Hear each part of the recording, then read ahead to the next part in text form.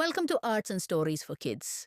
இன்சொலால் ஈரமழை படிரியலவாம் செம்பொருள் கண்டார்வாய்ச் சொல்.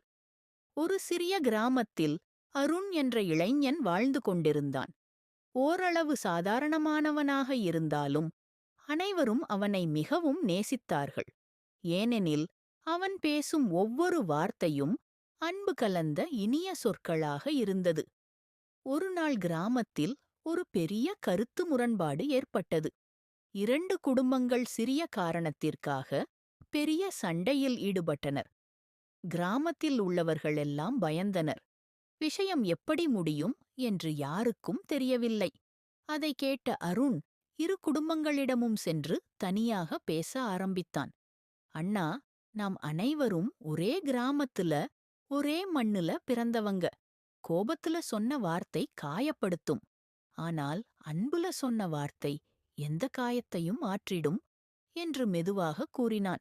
அவனது சொல்லில் எந்த வஞ்சனையும் இல்லை, உண்மையும் அன்பும் மட்டும். அந்த இனிய சொற்கள் இரு குடும்பங்களின் கோபத்தை மெதுவாக கரைத்தன. சண்டை நிற்க இரு தரப்பும் கை கொடுத்து சமாதானம் செய்தனர்.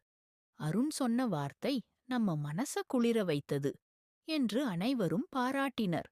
அருண் சிரித்தான்.